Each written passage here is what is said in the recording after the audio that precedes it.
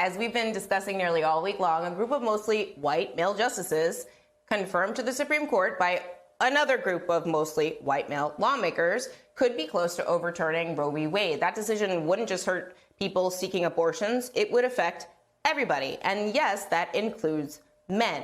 That's the irony of the patriarchy, the social system that centers and empowers men over everyone else, also hurts them in the process. Friend of the show, Liz Plank, has been covering that topic for years now in her 2019 Washington Post piece titled, "Why the Patriarchy is Killing Men." She cites one expert who found that there is a direct correlation between the state of gender equality in a country and male well-being, as measured by factors such as welfare, mental health, fertility, and even suicide. Liz Plank joins me now. She's an award-winning columnist and author and the co-host of The Recount Live. So Liz, just keep going with this thread. Why and how does the patriarchy hurt men? Mm-hmm. Well, saying that feminism somehow hurts men is like saying that firefighters cause fire. It's just completely outlandish. And frankly, a really smart part of the patriarchy is to convince men that somehow they are benefited from a system that continuously and on every marker possible really hurts them. So as you pointed out, men who live in gender equal societies are very happy.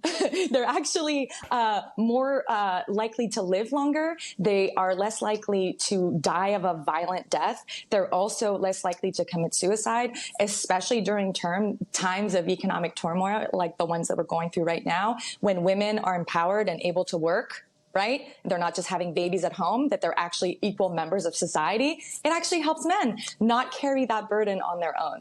And so the idea that reproductive rights, which is one of the, I think it's impossible to have gender equality without reproductive freedom for women.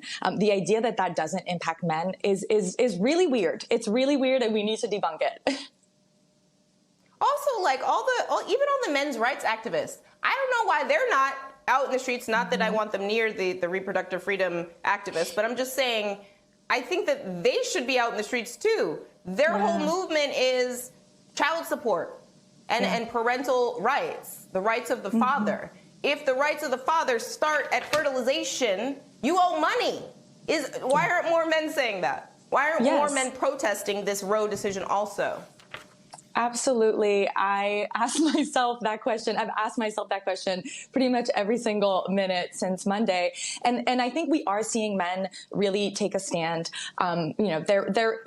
Particularly when it comes to corporate America, I think we've really lacked a response, and that actually can make a really big difference. We saw it make a difference when it comes to laws against LGBTQ children in Florida. We've seen it make a difference in terms of anti-trans bills.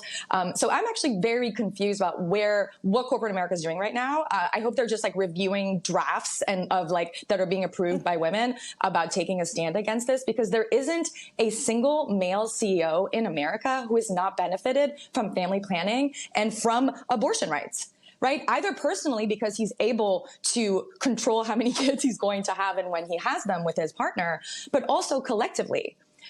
Gender violence, which is forced birth and no reproductive freedom, is a direct predictor of an unstable society and a society that is not peaceful, that has high levels of conflict.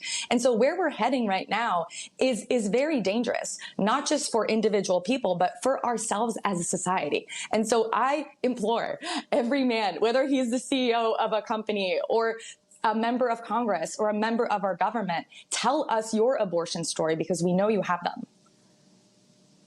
It's so true, actually. It's just true. That's just a fact, what you just said. I want to read another line from your piece that really struck me, and that was, the more a man identifies with traditional notions of masculinity, the more vulnerable he is. So can you speak to the Josh Hawleys of the world? Because I really feel like, men have this weird caricature picture in their brains of what a quote unquote man really is. And they perform it. And it's silly. It's actually silly in 2022. And men can be vulnerable. That is a sign of strength. I mean, talk about the vulnerability of men and why that is connected to how often they subscribe to the traditional notions of tough guy masculinity. Right. I mean, I can't think of anything less strong than not standing up for women, right? And if we believe in, I think, the most traditional definition of masculinity of providing and protecting, wanting or being silent, really, when it comes to women's reproductive freedom and all of our reproductive freedom is pretty ludicrous. I think a lot of men like their privacy, and so a lot of them should be worried about this law, which opens up not just when it comes to gay marriage or all kinds of different things that we do in our personal time, but also in some of these laws, right? In Texas, if a man drives his wife to an abortion clinic, he can be found liable. And then there's also just the sheer amount of money that is being spent on this. There's a piece in Fortune today that the journalist tallied that the amount of money that taxpayers have footed for abortion bans is $100 billion. Okay, so when people are having trouble putting gas in their car, when people are worried about climate change, taking their roofs off and burning down their land, why are politicians spending $100 billion on something that most Americans do not want? I know you've done a really good job on your program of talking about this over and over again, but I think even Republicans know that most Americans do not want this, including men. Look, men, it's okay to be vulnerable. You cry in sports all the time. It is fine, Don't embrace the toxic masculinity. It's hurting you. Yes, come to our Liz side. Plank. The water's fine. Liz Plank, it is always great to see you. Thank you so much. Please stay safe.